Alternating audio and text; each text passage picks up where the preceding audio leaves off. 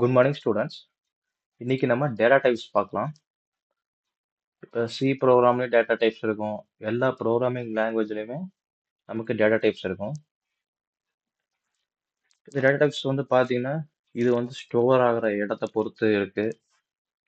இல்லை என்ன type of data அப்படிங்கிறது நம்ம இந்த சிஸ்டத்துக்கு நம்ம தெரியப்படுத்தணும். அதோட சைஸ் என்ன அப்படிங்கிறது நமக்கு தெரியணும். இப்போ வந்து பூலியனாக இருந்துச்சுன்னா பூலியங்கிறது ஒரு டேட்டா டைப்பு. அதோட சைஸ் வந்து பார்த்தீங்கன்னா 1. இதில் ஒரு டேட்டா தான் ஸ்டோர் ஆகும். 0வா இருக்கும் இல்லை 1ஆ இருக்கும்.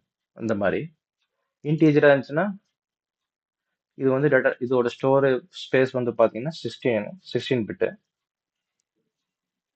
இது வந்து பார்த்தீங்கன்னா -32767லேருந்து +32767 வரைக்கும் இதோட டேட்டா டைப் ஸ்டோர் ஆகும் சைஸு. இதே double integer, long integer, unsigned integer இந்த மாதிரி நிறைய இருக்கு.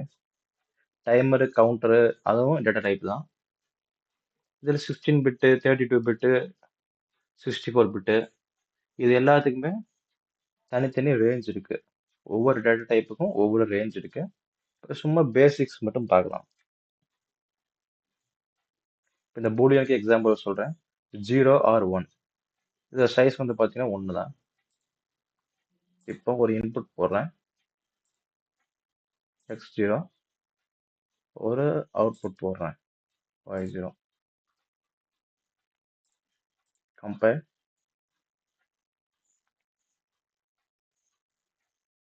Simulation, online mode.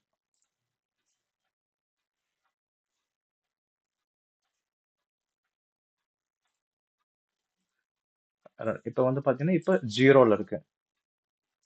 இப்போ ஆன் பண்றேன், 1 மாறிடுச்சு. இது வந்து இது ஆன் ஆகிறதுக்கு ஒரு ஸ்பேஸ் எடுத்துக்கும்.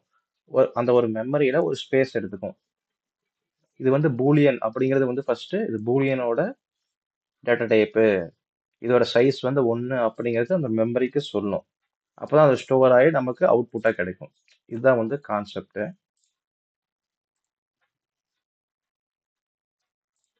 அடுத்து வந்து பார்த்தீங்கன்னா ஒரு டைமர் வந்து நான் போட்டு காமிக்கிறேன்.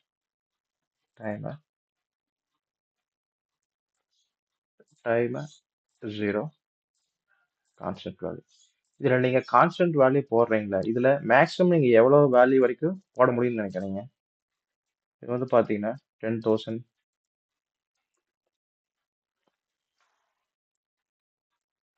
ஓகே 10,000 போடலாம்.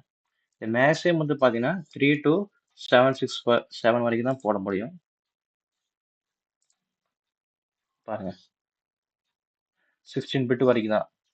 16 பிட்டோட ரேஞ்ச் பாத்தீங்கன்னா 3 to 767. இந்த டைமர் வந்து பாத்தீங்கன்னா 16 பிட்ல தான் ஒர்க் ஆகும். கவுண்டரும் 16 பிட் தான். 32 பிட்டும் இருக்கு. அது டிஃப்ரெண்ட் பிஎல்சி நீங்க போகும்போது வந்து பாத்தீங்கன்னா நீங்க அந்த மாதிரி யூஸ் பண்ணுவீங்க.